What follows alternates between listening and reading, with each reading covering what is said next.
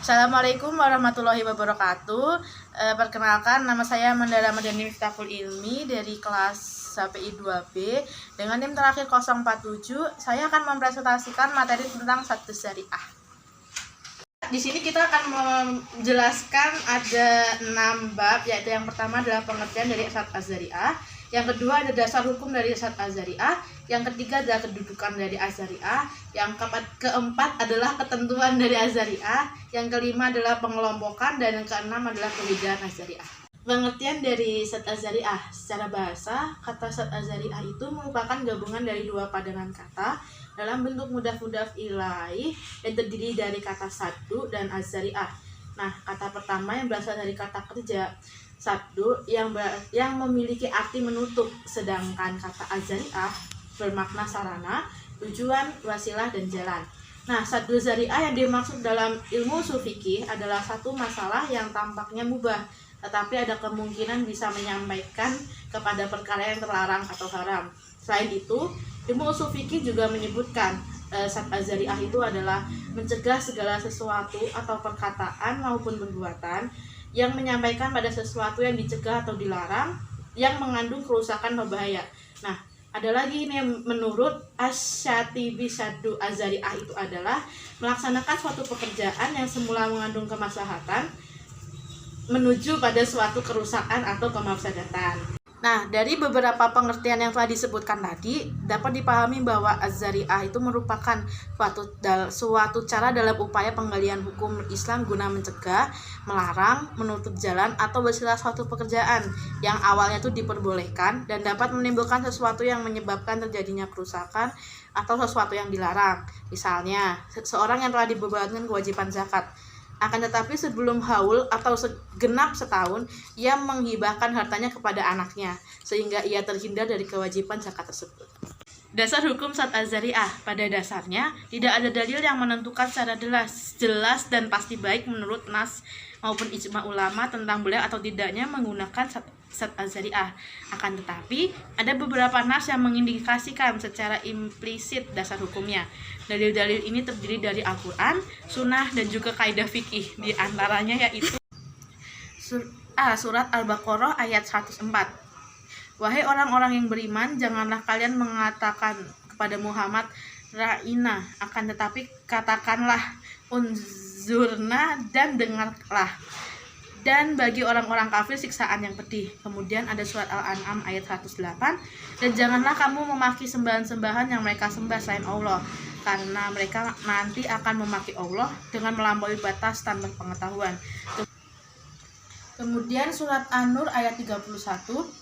Dan katakanlah kepada para perempuan yang beriman, agar mereka menjaga pandangannya dan memelihara kemaluannya, dan janganlah menampakkan perhiasannya atau auratnya, kecuali yang biasa terlihat, dan hendaklah mereka menutupkan kain kerudung ke dadanya, dan janganlah menampakkan perhiasannya atau auratnya, kecuali kepada suami mereka atau ayah mereka, atau ayah suami mereka, atau putra-putra mereka, atau putra-putra suami mereka, atau saudara laki-laki mereka, atau putra-putri suami mereka, atau saudara-saudara laki-laki mereka, atau putra-putra saudara laki-laki mereka, atau putra-putra saudara perempuan mereka, atau para perempuan sesama Islam mereka, atau hamba sahaya yang mereka miliki, atau para pelayan laki-laki tua yang tidak mempunyai keinginan terhadap perempuan, atau anak-anak yang belum mengerti tentang aurat perempuan. Dan janganlah mereka menghentakkan kakinya agar diketahui perhiasan yang mereka sembunyikan. Dan bertaubatlah kamu kepada Allah, wahai orang-orang yang beriman, agar kamu beruntung. Dalam penjelasan ayat Al-Quran di atas diterangkan bahwa sebenarnya menghentakkan kaki bagi perempuan itu boleh saja.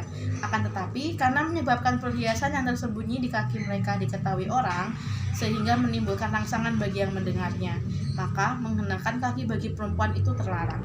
Dari dua contoh ayat di atas terlihat adanya larangan bagi perbuatan yang dapat menyebabkan sesuatu yang terlarang, meskipun pada dasarnya perbuatan itu boleh hukumnya. As-Sunnah dari Al-Miqdad bin Al-Syawat bahwa ia memberi kabar kalau dia telah berkata, wahai Rasulullah, bagaimana menurutmu jika aku bertemu dengan salah seorang dari kaum kafir, lantas ia memerangi aku, lalu dia memotong salah satu dari lenganku sehingga benar-benar berhasil memenggalnya. Setelah itu ia berlindung dariku di balik sebatang pohon sembari berkata, "Aku telah menyatakan keislaman kepada Allah. Apakah aku masih boleh membunuhnya, wahai Rasulullah?" Setelah dia berkata seperti itu, Rasulullah SAW bersabda, "Janganlah kamu membunuhnya." Mikdad berkata, Aku berkata, "Wahai Rasulullah, sesungguhnya dia telah memotong tanganku." Baru kemudian dia mengatakan hal tersebut atau menyatakan keislaman setelah berhasil memotongnya. Apakah aku menyatakan keislaman setelah berhasil memotongnya? Apakah aku boleh membunuhnya? Rasulullah SAW bersabda, "Janganlah kamu membunuhnya. Jika kamu tetap saja membunuhnya, maka dia sama dengan statusmu sebelum kamu membunuhnya, sedangkan kamu sama dengan statusnya sebelum dia mengucapkan kalimat yang dilafazkan tersebut." Hadis di atas menjelaskan bahwa larangan membunuh orang kafir atau munafik setelah mengucapkan kalimat tauhid, meskipun ia telah berlandaskan karena takut dibunuh. Al-Qadiyat menjelaskan bahwa makna hadis ini adalah orang yang membunuh itu tidak ubahnya seperti orang kafir dalam hal menentang kebenaran dan mempraktekkan perbuatan dosa. Dengan karena begitulah banyaknya jenis perbuatan dosa, maka dosa orang kafir tersebut dinamakan kufur, sedangkan dosa orang yang membunuh itu disebut maksiat dan kefasikan. Kemudian ada kaidah fikih. Apa yang membawa kepada yang haram, maka hal tersebut juga haram hukumnya. Nah, berdasarkan pada kaidah tersebut, dapat diketahui bahwa segala perbuatan dan perkataan yang dilakukan oleh mukallaf dan dilarang oleh syara' terkadang menyampaikan dengan sendirinya kepada kerusakan tanpa adanya perantara di dalamnya, seperti zina, pencurian, dan pembunuhan. Terkadang itu juga tidak menyampaikan dengan sendirinya, tetapi ia menjadi wasilah kepada sesuatu yang lain yang dapat mengalahkan pada kerusakan tersebut. Kemudian ada kedudukan sadda zari'ah. Meskipun hampir semua ulama dan penulis usul fikih menyinggung tentang sadda zari'ah, namun jarang didapati pembahasan secara khusus mengenai hal tersebut yang dilakukan oleh para ulama fikih. Ada yang menempatkan bahasanya dalam deretan dari dalil syara' yang tidak disepakati oleh ulama. Ibnu Hasim yang menolak untuk berhujjah dengan sadda zari'ah menyatakan, segolongan orang mengharamkan beberapa perkara dengan jalan ikhtiyar dan karena khawatir menjadi wasilah pada yang benar-benar haram. Ditempatkannya zari'ah sebagai salah satu dalil dalam menetapkan hukum, meskipun diperselisihkan penggunaannya, mengandung arti bahwa karena wasilah sebagai perbuatan pendahuluan, maka ini menjadi petunjuk atau dalil bahwa wasilah itu sebagaimana hukum yang ditetapkan syara' terhadap perbuatan pokoknya. Ketentuan dalam sadda zari'ah. Untuk menetapkan hukum jalan atau sarana yang mengharamkan pada tujuan, perlu diperhatikan 1. Tujuan.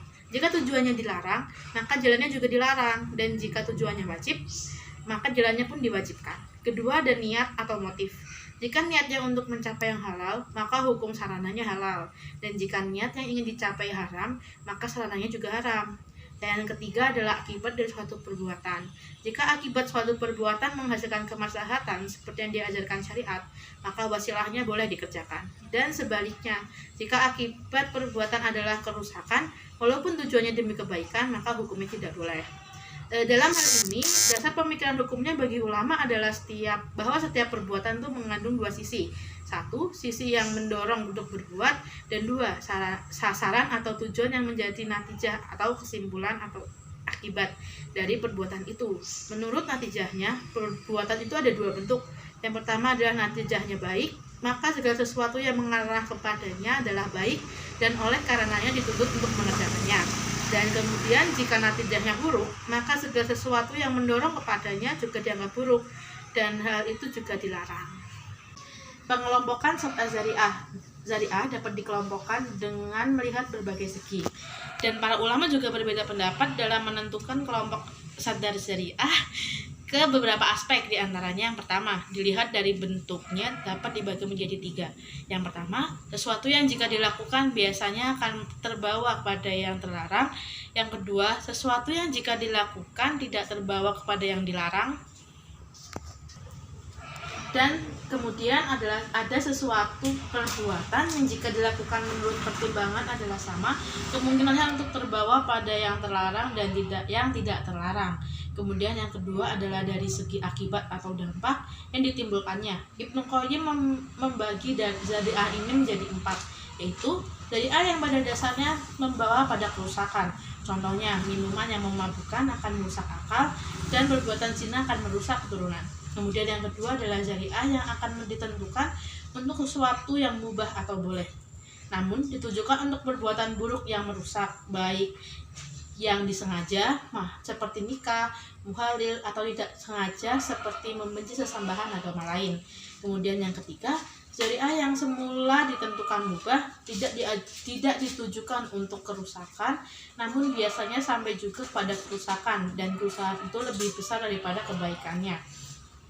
Seperti berhiasnya seorang istri yang baru ditinggal mati oleh suaminya, sedangkan dia dalam masa idah. Kemudian yang terakhir, yang keempat, adalah syariah yang semula ditentukan mubah, namun terkadang membawa kepada kerusakan, tetapi kerusakannya lebih kecil daripada kebaikannya. Contoh dalam hal ini itu adalah ketika melihat wajah perempuan yang saat dipinang. Kemudian yang ketiga adalah dari segi tingkat kerusakan yang ditimbulkannya. Abu Ishaq al-Syatibi membagi syariah ini menjadi 4, yaitu yang pertama, syariah yang membawa kepada kerusakan secara pasti, umpamanya menggali lubang di tanah sendiri yang lokasinya berdekatan dengan pintu rumah orang lain dan kondisinya gelap. Kemudian yang kedua adalah syariah yang kemungkinan besar mengakibatkan kerusakan. Nah, umpamanya menjual anggun pada pabrik minuman dan menjual pisau tajam kepada penjahat yang sedang mencari musuhnya. Haus banget. Kemudian ada perbuatan yang boleh dilakukan karena jarang mengandung kerusakan. Nah, yang terakhir adalah perbuatan yang pada dasarnya itu mubah karena mengandung kemaslahatan, tetapi dilihat dari pelaksanaannya ada kemungkinan membawa kepada sesuatu yang dilarang. Nah, misalnya semacam jual beli yang dilakukan untuk mengelak dari riba. Umpama si A menjual arloji pada si B dengan harga 1 juta rupiah dengan hutang, dan ketika itu arloji tersebut dibeli lagi oleh si A dengan harga 800.000 dibayar tunai. Si B mengantongi uang 800.000, tetapi nanti pada waktu yang sudah ditentukan si B harus membayar kepada si A 1 juta rupiah. Jual beli seperti ini dikenal sebagai bai' al-ainah atau bai'ul ajal. Kehujahan satu syariah. Nah, pada kehujahan satu syariah ini terdapat perbedaan pendapat di kalangan ulama tentang metode satu syariah ini. Ada ulama yang menerima sepenuhnya. Nah, ulama yang menerima sepenuhnya itu adalah ulama Malikiyah dan Hanabilah yang dapat menerima kehujahan satu syariah ini sebagai salah satu dalil syara'.